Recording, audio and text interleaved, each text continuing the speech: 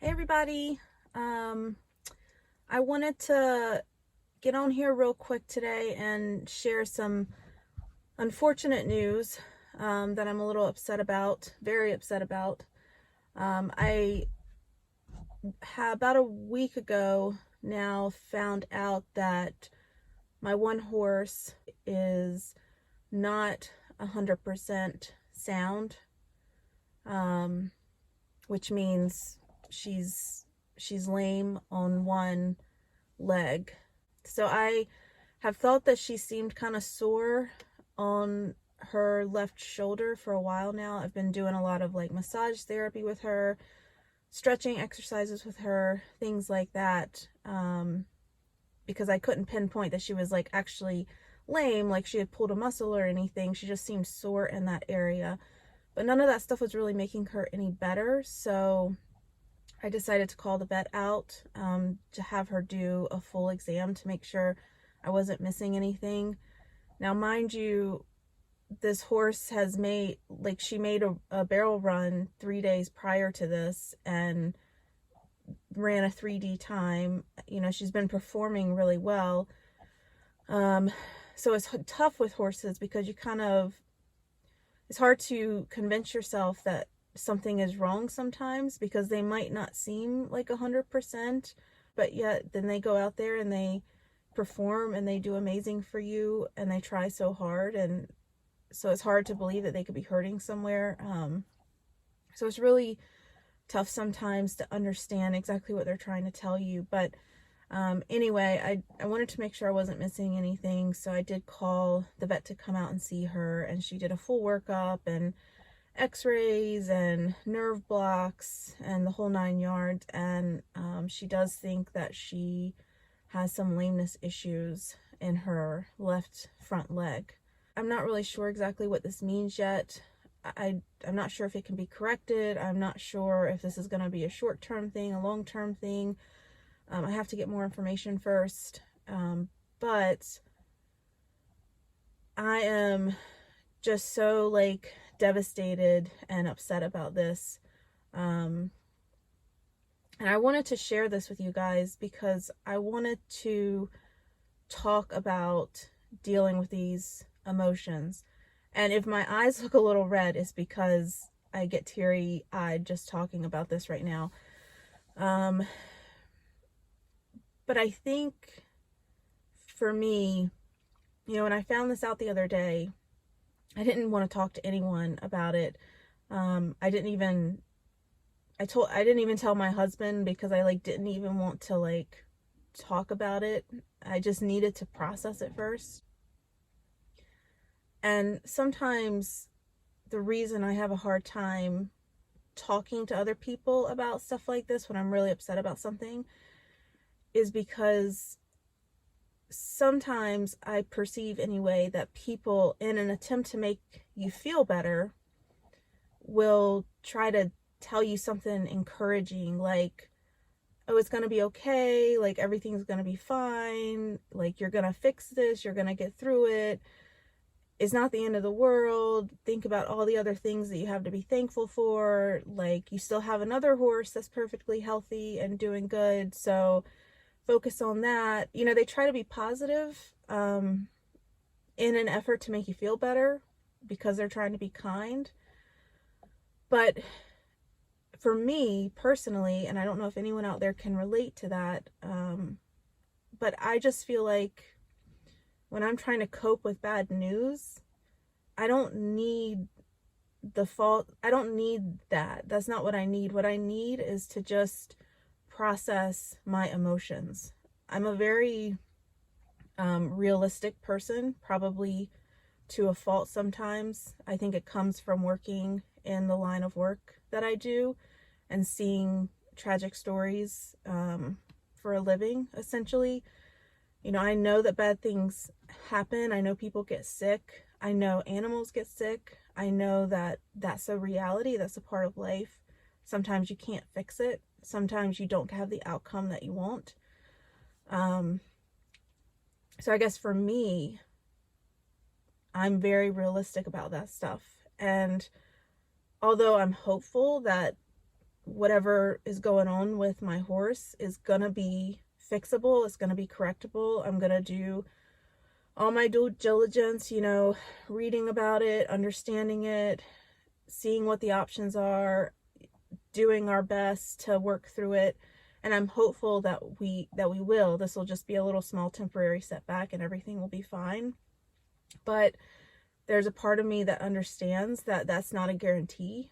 And I know very much that there's a possibility that it could be more serious than that. And she may not ever be 100% sound, or maybe my dreams of barrel racing with her aren't gonna come true, or the life kind of I saw for her might not be able to happen. And again, that's worst case scenario, and I hope that that's not the case, but I understand that that's a possibility.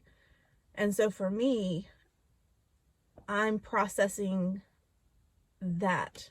That's the disappointment that I'm processing and dealing with and coping with, is the worst case scenario could be the reality, even though I hope it's not.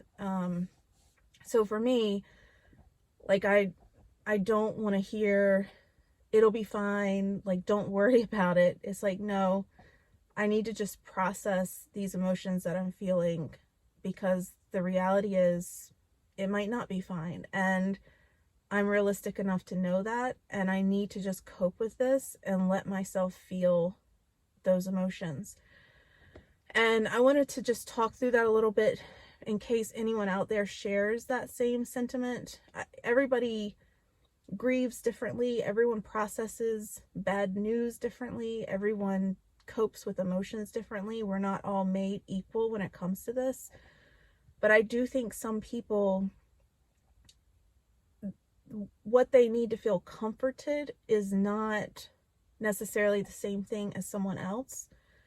And sometimes what people need to cope with bad news is to really just process those emotions and feel those feelings and let time do what time does, which is deal with those emotions and let the brain feel them, let the brain experience them, and then try to come out on the other side in a better place. I also think it's really important to recognize that I have a whole lot to be grateful for. I have a whole lot of other things in my life to be very thankful about. I have another horse that is healthy and doing great. I have a job and I have financial security to be able to pay for the vet and not have to worry about that. I have my health. I have family and loved one. Like, I have a ton of things to be grateful for. I don't have a war going on in my backyard, which is a very real reality for some people in the world right now.